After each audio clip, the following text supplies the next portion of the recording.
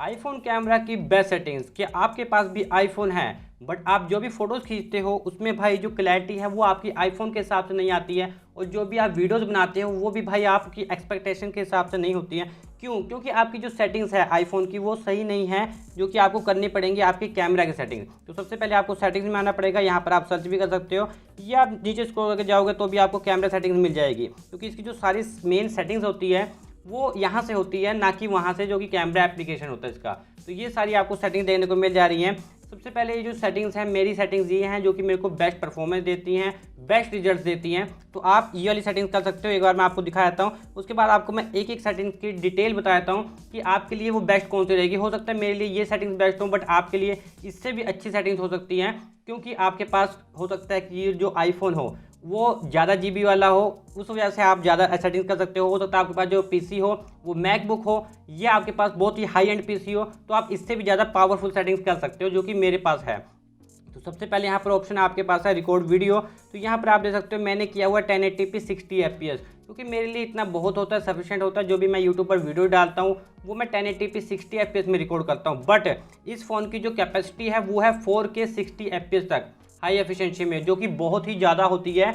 और इसमें होता क्या है, जो आपको बेस्ट परफॉर्मेंस मिलती है, कोई भी आईफोन होगा जो उसकी 4K 60 fps होगी वो बेस्ट परफॉर्मेंस तो देगी। बट दिक्कत कहाँ पर आती है, जब आप उसको एडिट करने जाते हैं, क्योंकि आपके पास हाई एंड पीसी होना चाहिए या फिर आपके पास बहुत ही तगड़े लेवल का मैकबुक होना चाहिए, तो आप 4K 60 fps अच्छे से एडिट कर पाओगे। अदरवाइज आपको देखने में भी दिक्कत हो जाएगी। अगर आपके पास नॉर्मल पीसी है या आपके पास जो हमारी टीवीज़ होती हैं वो 4K नहीं है, तो वहाँ पर आप अच्छे से उसका मज़ा नहीं ले पाओगे। तो आपके लिए 4K 60 fps में वीडियो रिकॉर्ड करने का कोई फ़ायदा नहीं होगा। तो इसलिए आप 1080p में कर सकते हो। उसके अलावा होता क्या है, 4K में आपकी जो स्टोरेज यूज़ होती है वो भी बहुत ज़्यादा यूज़ होती है। यहाँ पर सारी चीज़ें डिटेल में लिखी हुई हैं कि अगर आप वही 1080p में बनाते हो, यहाँ पर देख सकते हो, तो 100 MB लगेगा 1 मिनट की वीडियो का, वहीं पर 450 MB के आसपास लगेगा 4K 60 fps का। तो इस चीज़ में भी आपको समझ होनी चाहिए कि जो स्टोरेज है वो भी बहुत ज़्यादा यूज़ होती है 4K में, इसलिए भी बहुत से लोग 4K को यूज़ नहीं करते हैं। बट अगर आप बिल्कुल बेस्ट चाहते हो तो आपको 4K 60 fps में मिलेगा। उसके बाद बात कर लेते हैं शो पाल फॉर्मेट्स। तो यहाँ पर अभी आप देखिए दो सेटिंग्स यहाँ पर अभी और जुड़ने वाली हैं। जब आप इसको ऑन करेंगे शो पाल फॉर्मेट्स, तो यहाँ पर आप देख रहे हो 25 fps जो है वो ऐड हो चुका है 1080p में और 4K में भी। ये तब आप यूज़ कीजिए अगर आप इंडोर में यूज़ कर रहे हैं और आपका जो भी वीडियो है उसमें फ्लिकरिंग हो रही है, ये आपके ग्रेन्स आ रहे हैं, तो आप ये 25 fps वाला यूज़ कर सकते हो। चाहे आप 4K में यूज़ करिए, यहाँ पर भी 25 fps आ चुका है, चाहे आप यूज़ करिए 1080p में, यहाँ पर भी 25 fps आ चुका है। उसके बाद बात कर लेते हैं नीचे HDR वीडियो हाई एफिशिएंसी। तो अगर आप HDR वीडियो यूज़ करते हो तो ये 10 बिट में रिकॉर्डिंग करता है, जो कि मेरे लिए बहुत अच्छा रहता है और मेरे को एडिटिंग करने में कोई दिक्कत नहीं होती है।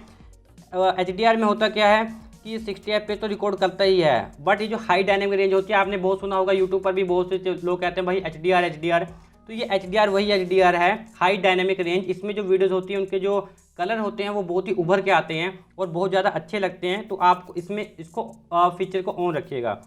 उसके बाद कर लेते हैं ऑटो FPS।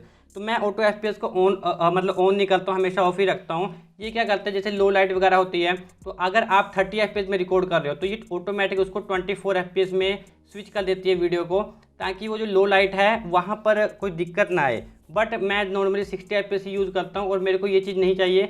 लो लाइट में जैसे रिकॉर्डिंग हो जाती है वो ऑटोमेटिक मेरी सही रहती है, कोई दिक्कत नहीं आती, क्योंकि मेरे पास पूरे यहाँ पर लाइट का सेटअप रहता है, तो मेरे को ये चीज़ दिक्कत नहीं आती, तो मैं इसको ऑफ रखता हूँ। अगर आपको कभी दिक्कत आती है तब आप इस चीज़ को ऑन कर सकते हो। अगर आप 30 fps में वीडियो रिकॉर्डिंग करते हो तो आप 30 fps वाला ऑप्शन यूज़ करोगे। अगर आप 30 एंड 60 fps में यूज़ करते हो तो ये वाला ऑप्शन आप यूज़ करोगे। मैं इसको ऑफ रखता हूँ, बाकी आपकी मर्जी है। लो कैमरा और लो वाइट बैलेंस को आप ऑन मत कीजिएगा, इसको आप ऑफ ही रहने दीजिए। तो चलते हैं नेक्स्ट सेटिंग की तरफ। जो नेक्स्ट सेटिंग है वो है रिकॉर्ड स्लोमो। तो जो रिकॉर्ड स्लोमो है, मैं जैसे कि मैंने बताया हाई एफिशिएंसी वाला यूज़ करता हूँ, तो मैं 1080p 240 fps यूज़ कर लेता हूँ। बट कई लोग क्या करते हैं 720p HD 240 fps वाला यूज़ करते हैं। तो इसमें क्या होता है, जो रेजोल्यूशन है बहुत ज़्यादा कम हो जाता है, वो अच्छा नहीं होता। ये बेस्ट सेटिंग है अगर आप इसमें यूज़ करते हो। अगर आप ये वाला यूज़ नहीं कर रहे हो हाई एफिशिएंसी वाला, तो आपके लिए 1080p HD 120 fps बाहर के लिए बिल्कुल बढ़िया रहेगा, तो आप उसको रिकॉर्ड कर सकते हो। कईयों को फ्लिकरिंग आती है तो वो 720p यूज़ करते हैं, बट उससे जो बेस्ट होता है वो 1080p 240 fps वाला होता है, हाई एफिशिएंसी वाला। हाई एफिशिएंसी में क्या होता है वो भी आपको मैं बताता हूँ। अब वाले ऑप्शन में जो है फॉर्मेट्स, तो यहाँ पर फॉर्मेट्स मैं यूज़ करता हूँ मोस्ट कंपैटिबल, क्योंकि मेरे पास जो पीसी है वो विंडोज़ का पीसी है और कई बार क्या करता हूँ मैं अपनी जो वीडियो फाइल्स होती हैं उसको अपने एंड्रॉयड में भी ट्रांसफ़र कर लेता हूँ और वहाँ से मैं उसको एडिट करता हूँ।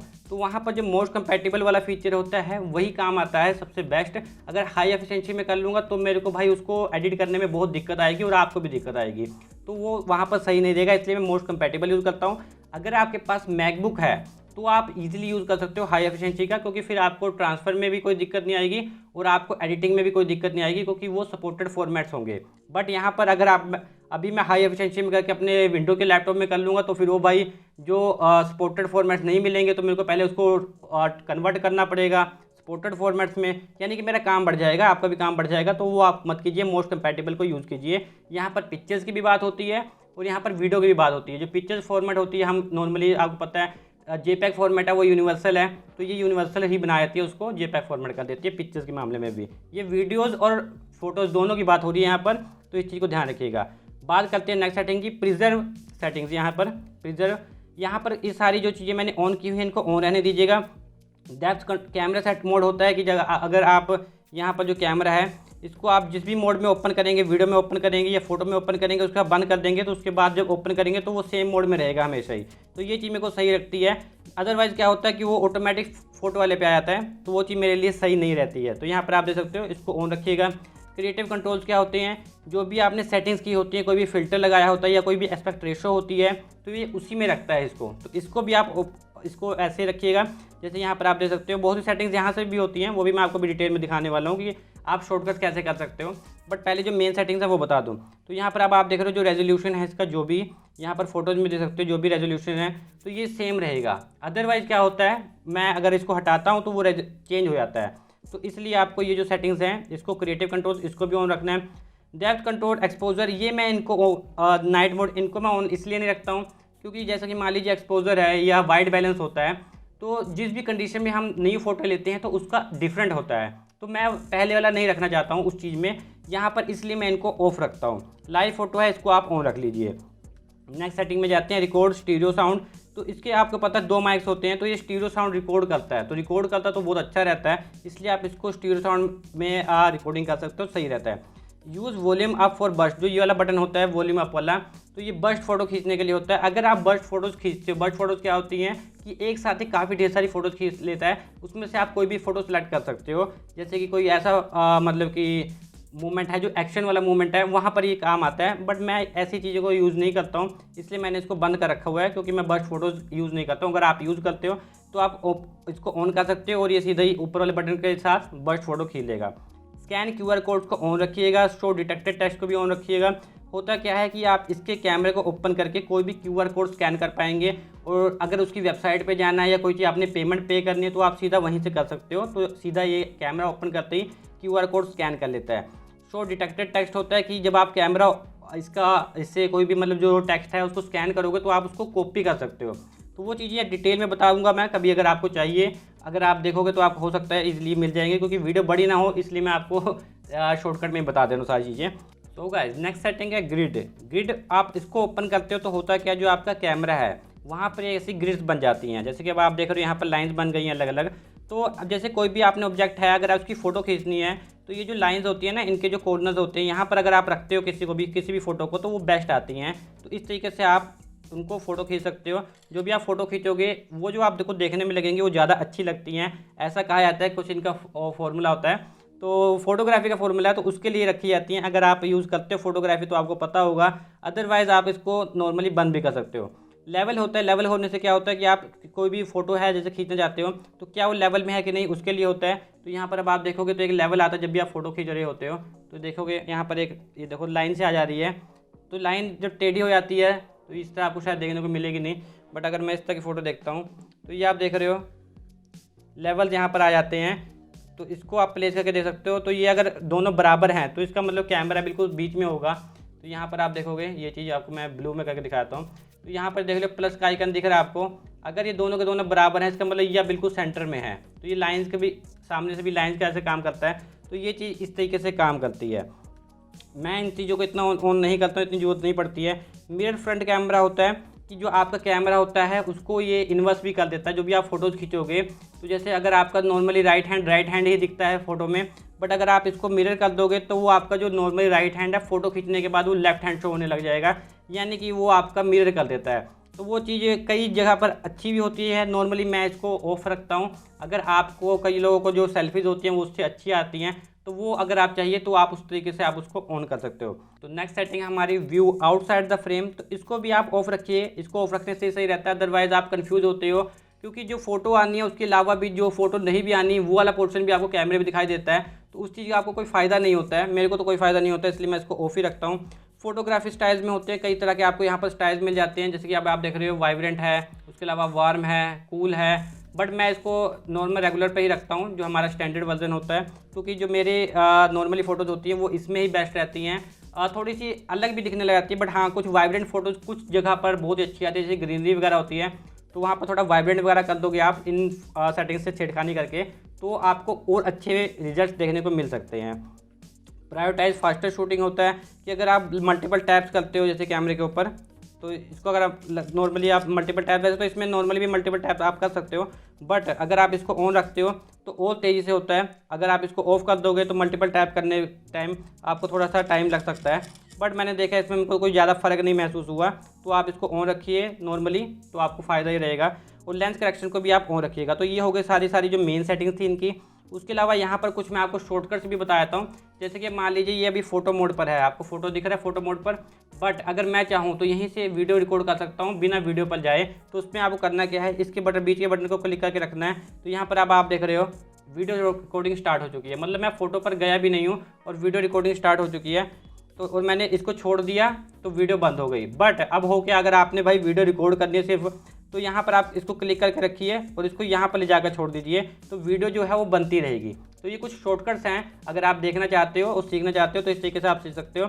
अब मान लीजिए इसको मैंने जूम इन करना है, तो मैं ऐसे करके जूम इन करूँगा नॉर्मली, बट अगर आप चाहो तो ये जो बटन है इसके ऊपर ऐसे करके भी आप इसको जूम इन और जूम आउट कर सकते हो। तो ये कुछ सीक्रेट्स हैं। तो अभी आप देख रहे हो जूम आउट हो चुका है, इसको मैंने जूम इन कर दिया है और एक के बटन पर क्लिक करके आप इसको नॉर्मली फिर से जो नॉर्मल का स्टेट होता है वहाँ पर ले आ सकते हो।